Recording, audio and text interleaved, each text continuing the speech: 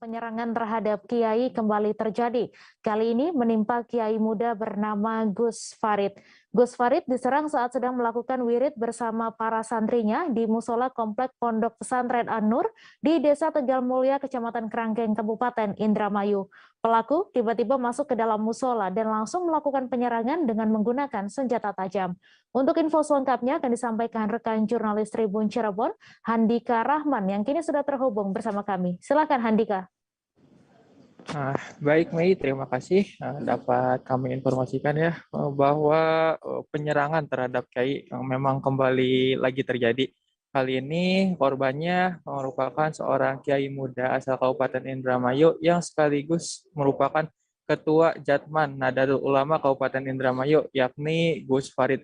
Gus Farid ini diserang saat ia sedang melakukan wirid bersama para santrinya di sebuah musola yang masih dalam komplek Pondok Pesantren An-Nur di Desa Tegal Mulia, Kecamatan Kerangkeng, Kabupaten Indramayu pada Selasa 8 Maret 2022 sekitar pukul 22:30 waktu Indonesia Barat. Saat itu pelaku tiba-tiba masuk ke dalam musola dan melakukan penyerangan dengan menggunakan senjata tajam. Tidak hanya Gus Farid, pelaku juga turut menyerang istrinya yakni Ning Anah dan keponakannya Muhammad Haka yang saat itu sedang berada di rumah kediaman dari Gus Farid. Ketiganya pun mengalami luka cukup serius hingga harus dilarikan ke rumah sakit untuk mendapat perawatan. Untuk pelaku sendiri ini diketahui masih merupakan warga setempat, yakni bernama Sakrodin, usia 32 tahun, warga desa Dukuh Jati, Kecamatan Kerangkeng, yang merupakan warga desa sebelah dari Pondok Pesantren An-Nur itu sendiri. Dari keterangan keluarga, mereka menceritakan bahwa kejadian tersebut berawal saat pelaku ini tiba-tiba mendatangi rumah Gus Farid. Hanya saja di rumah tersebut hanya ada istri dan keponakan Gus Farid saja. Pelaku pun lalu menanyakan keberadaan Kiai muda tersebut kepada mereka. Istri dari Gus Farid lalu menjawab bahwa suaminya itu sedang tidak ada di rumah. Namun setelah mendapat jawaban tersebut, pelaku yang tadinya sempat keluar rumah tiba-tiba saja masuk kembali ke dalam rumah Gus Farid. Di dalam rumah, pelaku justru langsung menyerang istri dan keponakan dari Gus Farid hingga terluka. Tidak puas melukai keluarga Gus Farid, pelaku ini langsung menuju musola di komplek pesantren An-Nur tersebut yang berjarak kurang lebih sekitar 200 meter dari kediaman dari Gus Farid. Gus Farid yang saat itu sedang melakukan wirid bersama para santrinya pun langsung dihebohkan dengan kehadiran pelaku. Ia masuk ke dalam musola dan langsung melakukan penyerangan untuk kali kedua. Lokasi penyerangannya itu tepat berada di tempat pengimaman musola tersebut. Dalam hal ini tentunya pihak keluarga turut menyayangkan kejadian tersebut. Mengingat penyerangan ini dilakukan terhadap seorang kiai. Keluarga juga menampik bila mana pelaku ini memiliki dendam terhadap Gus Farid. Hingga saat ini belum diketahui secara pasti motif apa yang menyebabkan pelaku melakukan penyerangan. Pelaku pun saat ini masih dilakukan penyelidikan lebih dalam lagi oleh pihak kepolisian untuk mengungkap motif apa sih yang menyebabkan pelaku ini tega melakukan penyerangan terhadap Gus Farid yang saat itu sedang melakukan wirid ya bersama para santrinya di sebuah musola. Hingga saat ini belum ada kabar terbaru dari pihak kepolisian soal pengungkapan dari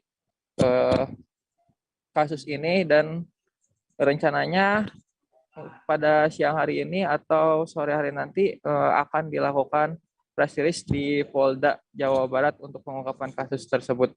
Begitu, Mei.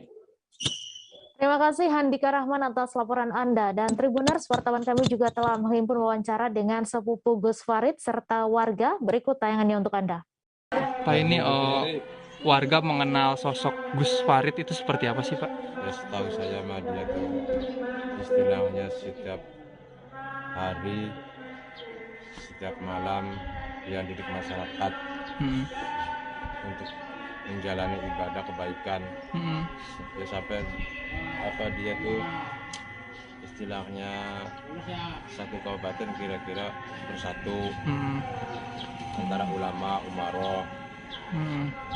suruh aja sampai berpecah belah. Hmm. Makanya dia istilahnya setiap kecamatan, setiap desa Hmm. disuruh ada kegiatan Hmm. haji, ada pertemuan istighosah sampai berpecah belah. Sosok suri tauladan yang baik berarti ya Pak? Iya, malah dia tuh sering koordinasi sama Ibu Bupati. Hmm. Jadi kronologi pertama itu langsung tersangka mencari Gus Farid di rumahnya. Hmm. Kebetulan dijawab oleh istrinya tidak ada di tempat. Nah, tersangka karena Gus Farid ini tidak ada di tempat sehingga balik lagi. Setelah balik lagi, tersangka masuk lagi mengeksekusi istri dan ponakannya. Ya Allah. Nah, santri-santri ini menyelamatkan anak Gus Farid yang baru umur 2 tahun. Hmm. Setelah membacok istri, ini tersangka langsung menuju TKP kedua.